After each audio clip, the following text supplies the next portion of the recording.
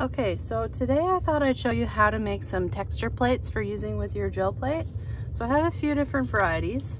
I have made with hot glue, I have some made with some modeling paste, and I have some made with fun foam. Now these are a lot like just a regular fun foam stamp, but they're bigger and they you can use them for, you know, making a texture versus making an individual stamp. So let's start with the modeling paste one. So what I use usually is a piece of cardboard or a piece of foam core. I'm just going to trim this down a little bit so that it's a little cleaner and easier to use. I'm just going to take off some of the tape and, you know, that sort of thing. Maybe cut it a bit smaller. So I'm just using like extra packaging boxes, you know, things you get in the mail from putting in orders for stuff or whatever, that sort of thing. Okay, so I've got one that's like generally square. I'm going to start with the modeling paste. So what I'm using here is Liquitex acrylic modeling paste, and this is just media that painters use, but it's got a bit of dimension to it. This is actually quite heavy, like it's hefty in my hand, which is kind of funny to me.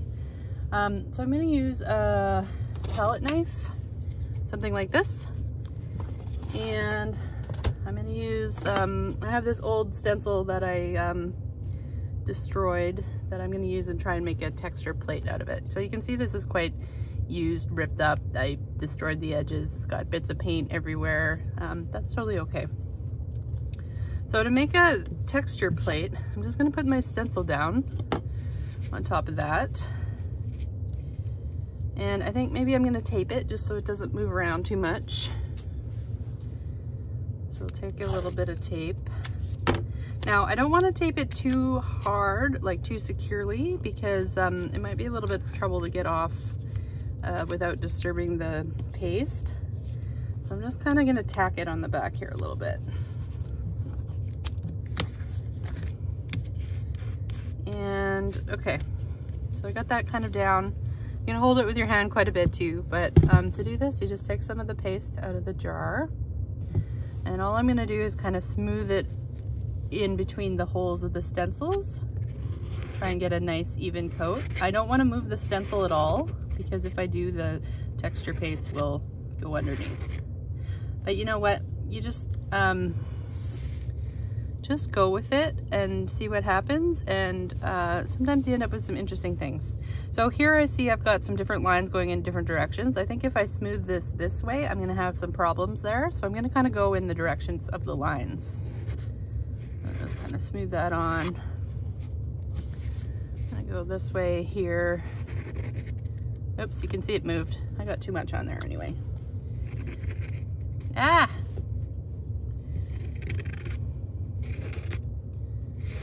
Okay. Far from perfect, but that's totally okay. Okay, I'm just gonna kind of clean up some of this a little bit. Smooth this out a little better. So the thing is, you want it to be fairly even with the top of your stencil. If you got a little texture in between, that's okay. That's part of what makes things interesting. And it is just a little bit of modeling paste and cardboard, so no sweat. Okay, so I got mostly on there. I'm just gonna take this off, making sure to lift it like straight up so that I don't disturb the modeling paste any more than I have. So you can see there's a few spots where I went kind of goofy. You can kind of clean them up a little bit if you want to, but quite honestly, that's part of what makes things interesting. So I think I'm going to leave that part, and I'm going to leave this too. Clean that up a little. And we're going to let that dry and see what happens when we print with it. So there's the first one. I'm going to set that aside now. You do want to clean up your stencils if you want to keep them, because if you don't, they actually adhere to the stencil and it will affect the stencil for future projects. So I would recommend that you wipe it down. Okay, let's try one of the, let's try making one with the hot glue. So again, I'm just gonna clean this up a little bit.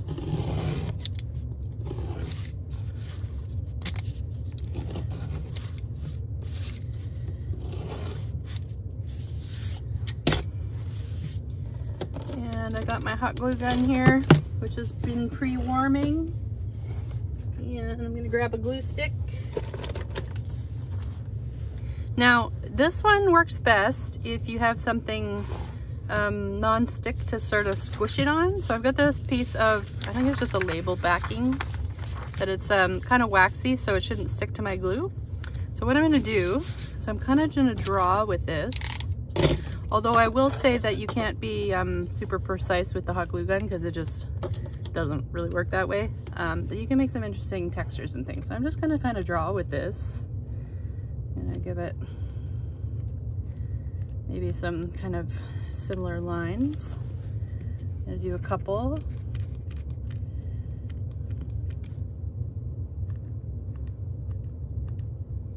And then what I'll do before it gets too cold, I'm just gonna turn it over and push it down for a second.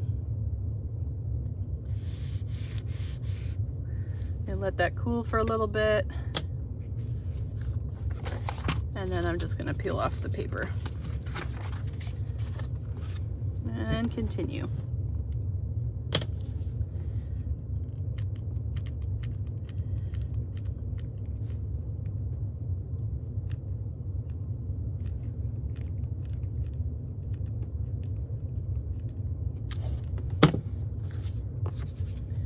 I think my glue gun needs to heat up a little bit more.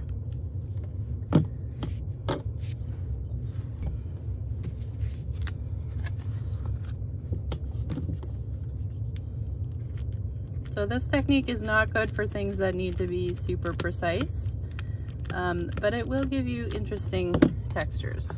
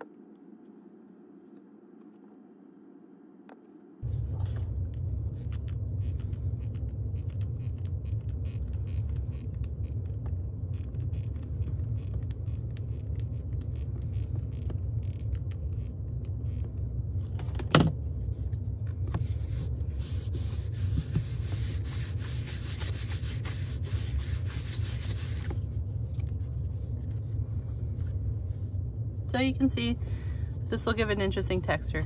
Now the other thing I like to do with my stamps and stencils is actually make a bit of a handle on the back. So all I do is I take a piece of tape, masking tape is totally fine, and I'll fold it kind of in half, lining up the edges. It doesn't have to be perfect, but it's more satisfying if it's lined up. And then I'll just stick that down on the back. So what this does is it makes a little tiny handle that actually goes flat when you don't need it, see? So just something to hold on to. So there's one. What I would do here also is I would trim up the edges, because anywhere that there is an extra bit of cardboard might imprint on what you need or what you're making. But again, trial and error. Try it out, see what happens, see what you like, see what you don't like. So there's the hot glue one.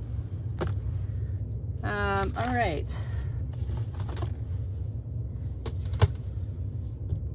So now let's do one with the fun foam. So I got a piece of fun foam here, piece of cardboard.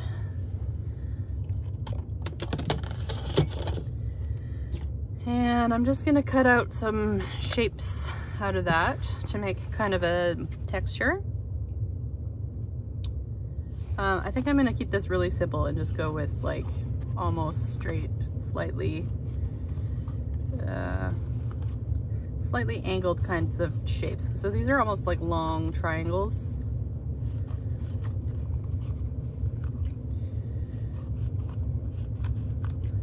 So just cut, you know, whatever you think you need. I'm gonna go with a couple more.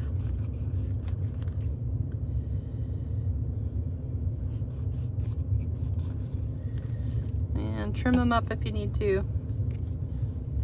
See, I got a couple of little funny edges. We can get rid of those.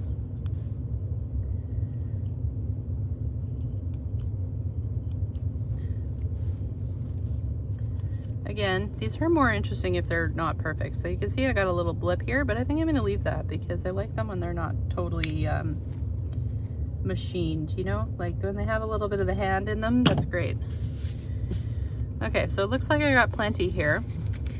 So the easiest way to do this, actually the easiest way to do this is to buy the fun foam that has the adhesive already in the back. But having to glue them is really not an issue. It just takes a little longer to dry before you can use them. So I'm just gonna put the glue on there. Generous, but not too much. Okay, that's probably good. And I like to use a piece of scrap something. Piece of scrap cardboard or whatever. Kind of, you know, just whatever you have around to kind of spread the glue around. You can see this was the start of a stamp too because I got some fun foam on there. But I'm just gonna spread it out, trying to get a nice even coat.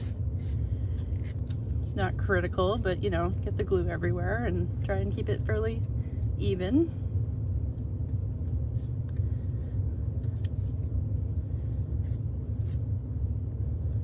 Okay, and then I'll put my pieces in however I want to arrange them.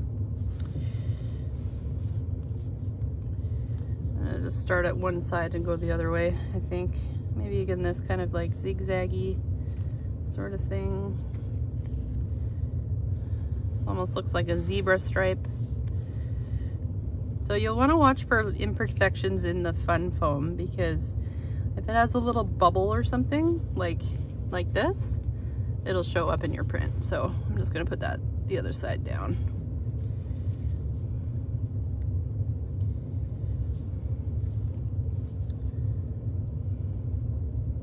Okay, I think this is a little too abrupt, so I'm going to take this one out and we'll use that one instead.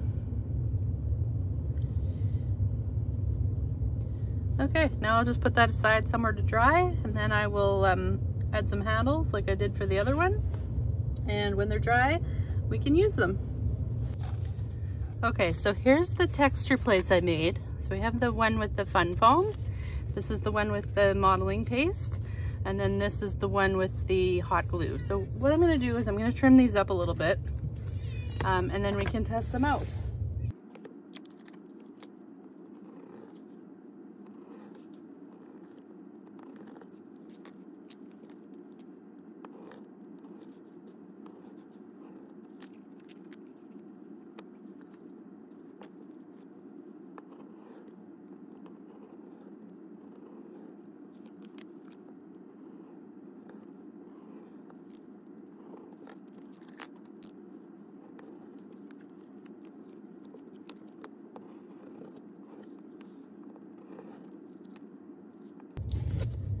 So what I'm doing here is I'm taking off anything, anywhere there's any big space between the texture portion and the edge of the plate, because some of these places will pick up paint and end up in your artwork.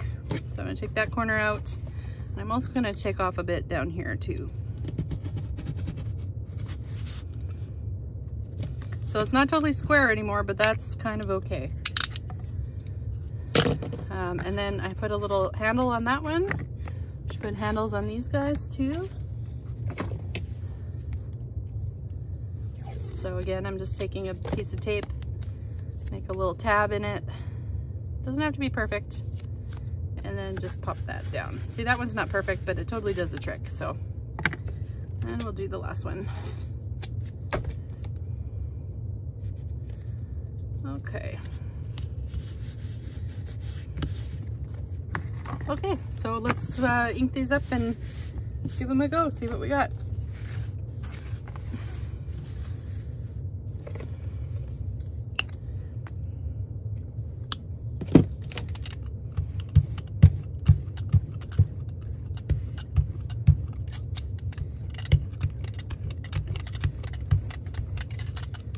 Nice even coat as always. And then I'm just gonna take them and push them right into the paint. So I'm gonna do this one here. So I wanna push really evenly, not necessarily hard, but just like even pressure. Okay, I'll pull that one up. See, I nicked the corner here, but that's totally okay, that's part of it. And then this guy, I'll try right here. And then the last one I'm gonna do in the top corner. Nice even pressure. There we go. That one took off a little bit more paint than the other two, but that's totally cool. And then let's see what we get for print.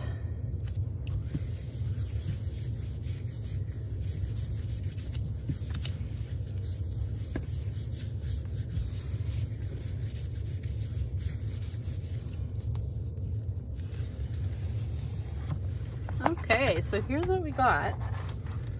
So this is the foam texture plate. This is the modeling paste texture plate, and then this one is the made from hot glue. You can see that you kind of get a different result with each one. This is more crisp. The fun foam is more crisp. The hot glue has more character, and not only in the shape, but also in the divots that happen in the hot glue. So this is really great for more like organic shapes. And then the one with the modeling paste tends to pick up more paint because it's quite a bit thinner. If you had a thicker stencil, it would leave more behind, but I don't mind this. It's good for light textured backgrounds for things. So of course you can make them bigger too, if that makes sense for what you need them for. But these look great. So that's how you make texture plates for working with the gel plate. So thank you very much for watching. Make sure you hit the like button and the subscribe button so you can see when I have new videos coming out. Thanks, bye.